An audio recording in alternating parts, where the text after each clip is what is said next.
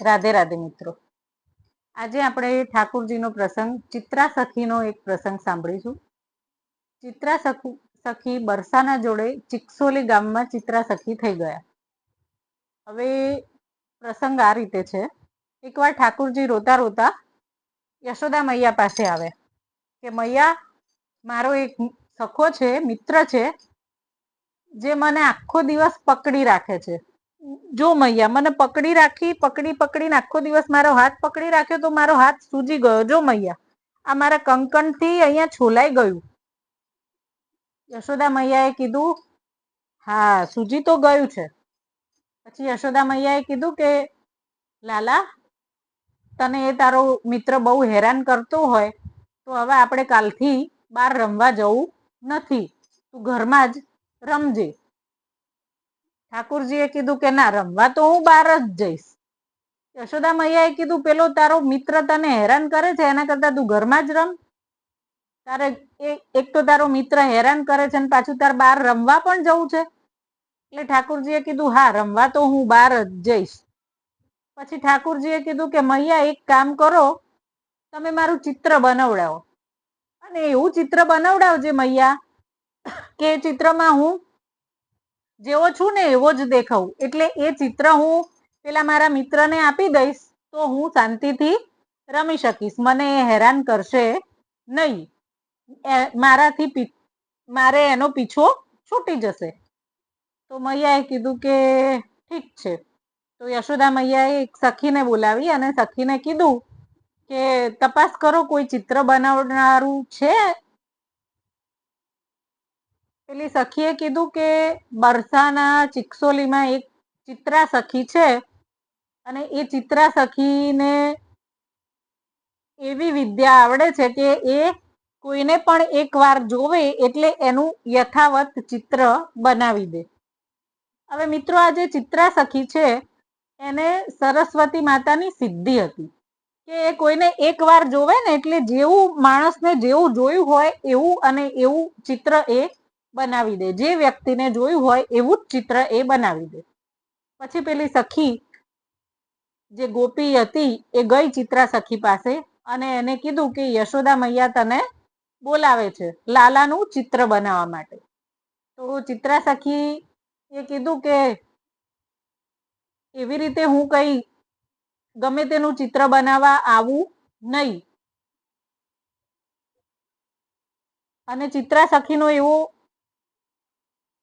નિયમ હતો કે એ કોઈ પણ પુરુષનું મોઢું જોતા નતા, આંખ ઊંચી કરીને કોઈ પણ પુરુષ સામે જોતા નતા ચિત્રા સખી, અને બ્રહ્મચર્ય પાડતા હતા. એટલે ચિત્રા સખીએ એવું કીધું કે હું એવી રીતે કોઈ પણનું ચિત્ર બનાવવા આવું નહીં અને મને સરસ્વતી માતાની સિદ્ધિ છે એટલે હું એવી રીતે બધાના ચિત્રો બનાવતી ના ફરું, જેનું મનમાં આવે એમ ચિત્ર ના બનાવું.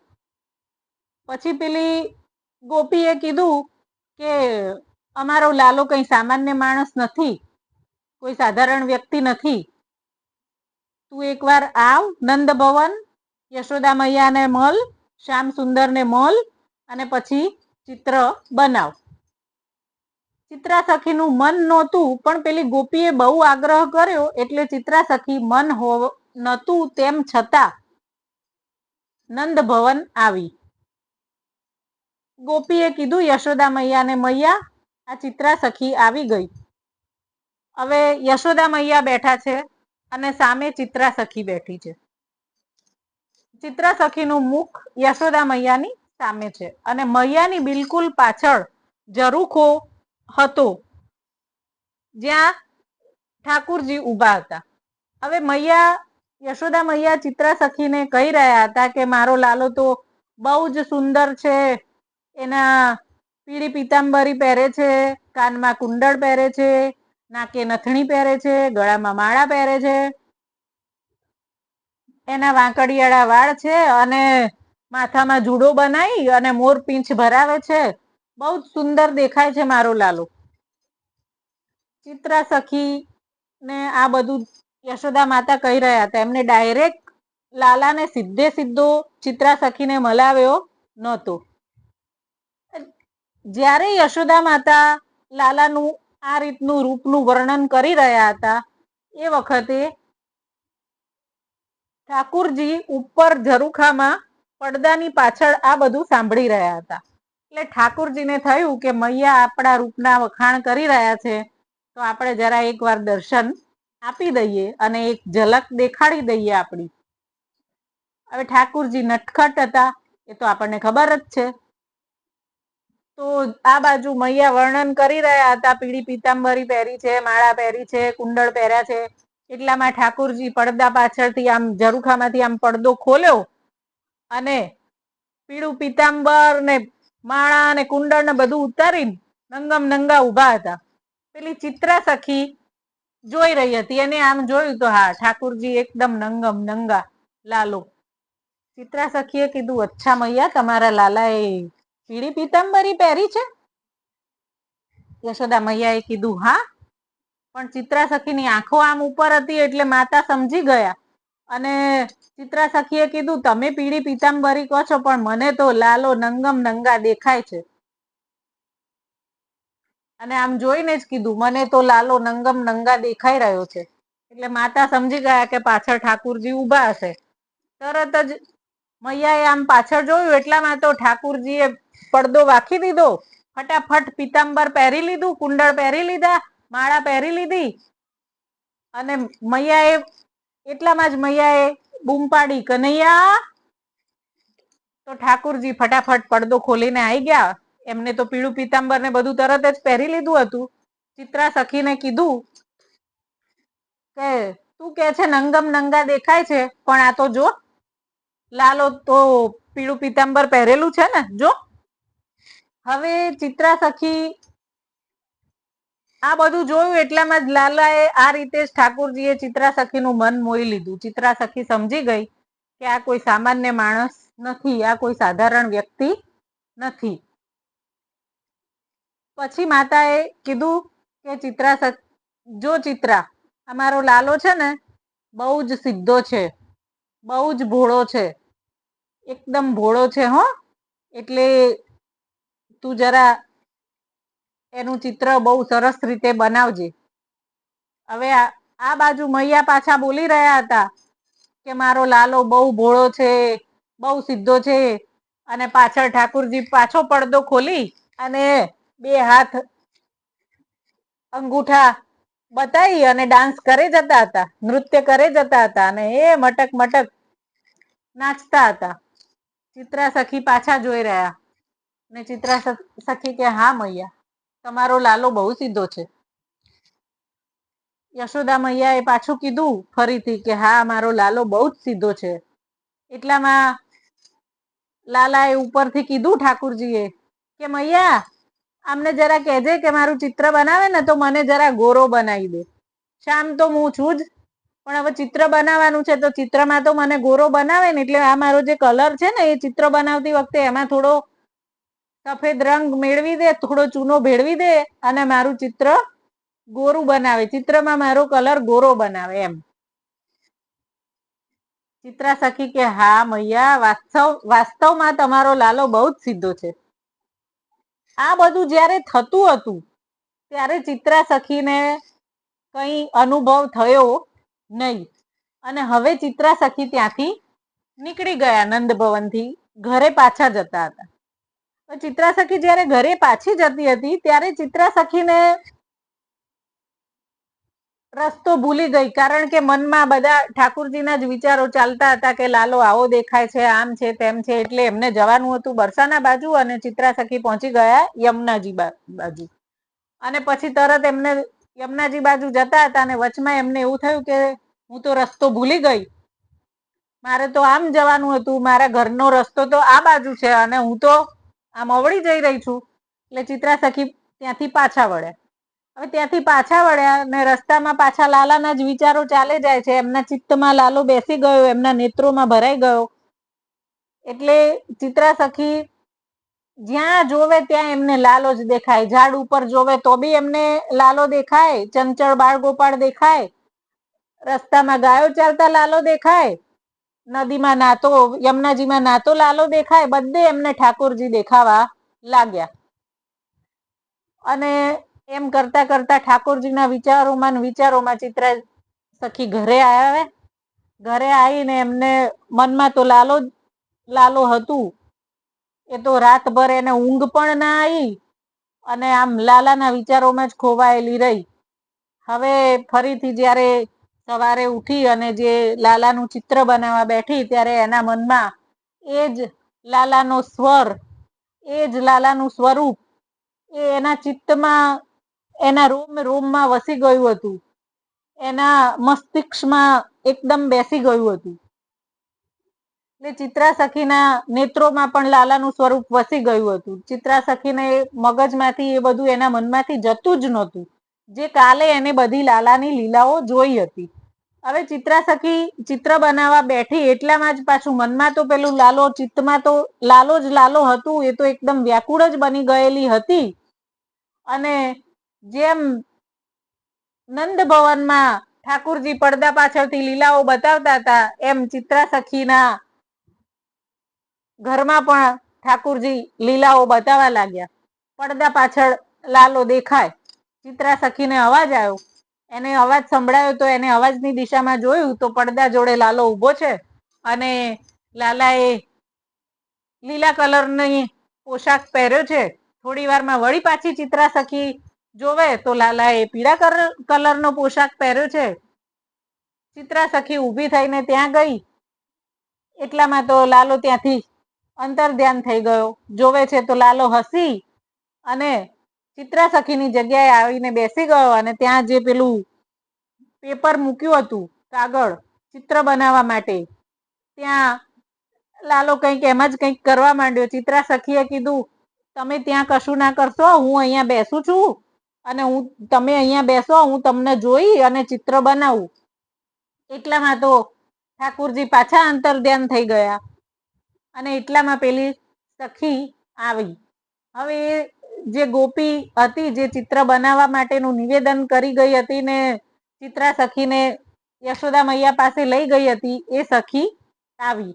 એ સખીએ પૂછ્યું કે તું મળી આવી શ્યામ સુંદરને? તરત જ ચિત્રા સખી એ ગોપીના ચરણોમાં પડી ગઈ અને ગોપીને કહેવા લાગી કે તમે મને આ કોના દર્શન કરાવ્યા?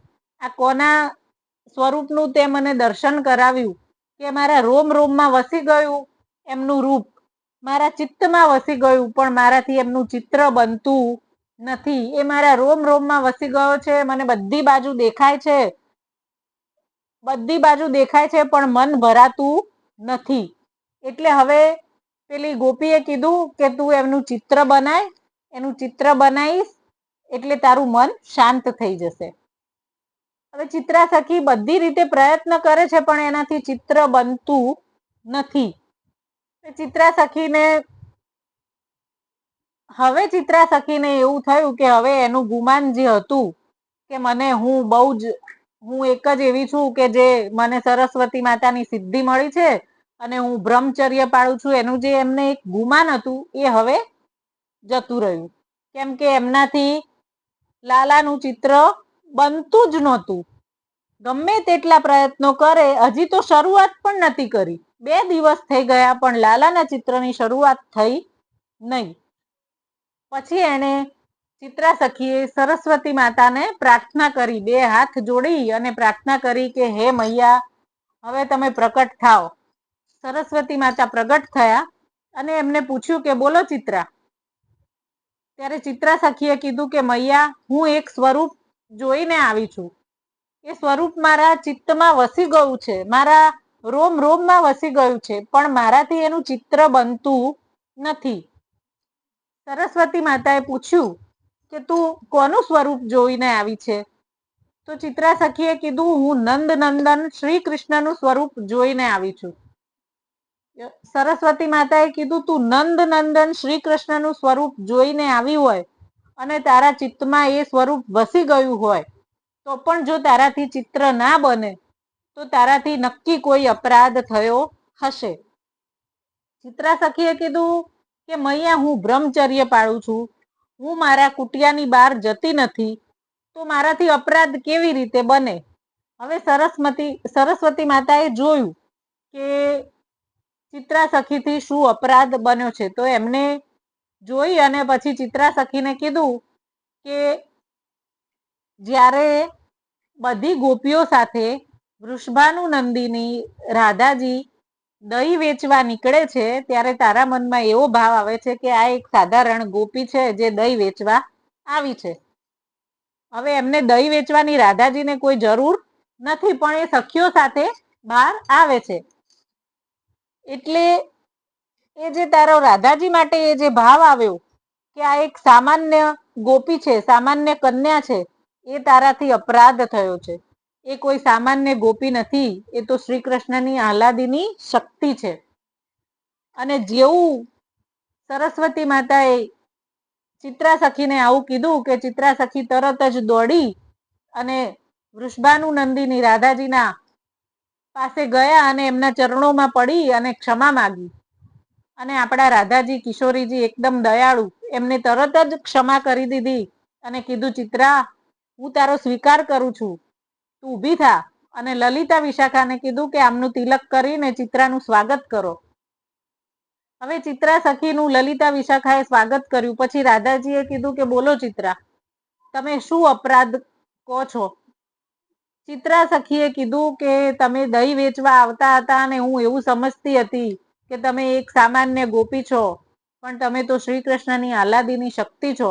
અને હું શ્રી કૃષ્ણનું ચિત્ર બનાવવા માટે પ્રયત્ન કરું છું, પણ એ મારા ચિત્તમાં વસી ગયા, રોમ રોમમાં વસી ગયા, પણ મારાથી એમનું ચિત્ર બનતું નથી. ત્યારે લલિતા વિશાખાએ કીધું કે શ્રી કૃષ્ણનું ચિત્ર એવી રીતે નહીં બને. શ્રી કૃષ્ણનું ચિત્ર બનાવવું હશે તો તારે રાધાજીની કૃપા જોશે, કિશોરીજીની કૃપા થશે તો જ શ્રી કૃષ્ણનું ચિત્ર બનશે. હવે કિશોરીજીએ હવે ચિત્રા સખીના માથા પર હાથ મૂક્યો અને આશીર્વાદ આપ્યા. અને પછી ચિત્રા સખીએ ઘરે આવી અને શ્રી કૃષ્ણનું ચિત્ર બનાવ્યું. અને હવે જે ચિત્ર બન્યું છે એ ચિત્રમાં શ્રી કૃષ્ણ તમે જે ભાવથી જુઓ, કે તમે જુઓ કે કૃષ્ણનું ચિત્ર છે તો તમને કૃષ્ણ દેખાય, અને તમે જુઓ કે રાધાજીનું ચિત્ર છે તો તમને રાધાજી દેખાય. એવું સુંદર ચિત્ર બનાવ્યું.